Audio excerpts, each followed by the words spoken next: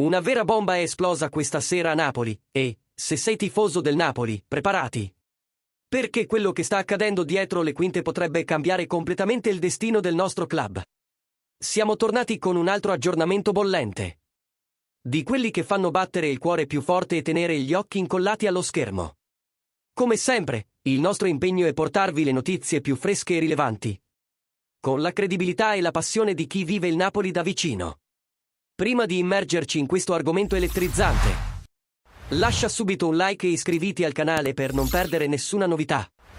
Oggi, qualcosa di grandioso si sta preparando nei corridoi del Napoli. E le voci che circolano indicano che potrebbe trattarsi di un movimento storico per il futuro della squadra. Secondo informazioni divulgate da Globo Sport e confermate dal Corriere dello Sport, alcuni osservatori del Napoli hanno viaggiato in Brasile per seguire da vicino la partita tra Internazionale e Flamengo.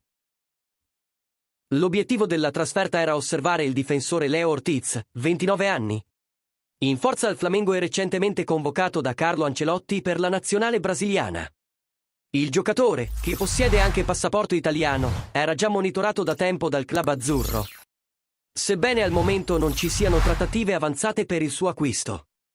Nonostante l'interesse, la priorità della dirigenza guidata da Aurelio De Laurentiis e Giovanni Manna resta quella di trovare un sostituto per Romelu Lukaku, che resterà fuori per alcuni mesi. Ciò nonostante, la possibilità di rinforzare il reparto difensivo con Leo Ortiz è vista come un'opportunità strategica, dato l'ottimo momento del giocatore nel calcio sudamericano. E adesso, tifoso del Napoli, vogliamo sapere la tua opinione. Ti piacerebbe vedere Leo Ortiz indossare la maglia azzurra e rinforzare la difesa del nostro club? Oppure la priorità assoluta deve rimanere l'attacco? Scrivilo qui sotto nei commenti e, se ti è piaciuto questo aggiornamento, supporta il nostro lavoro lasciando un super thanks per permetterci di continuare a portarvi le notizie più calde sul nostro amato club.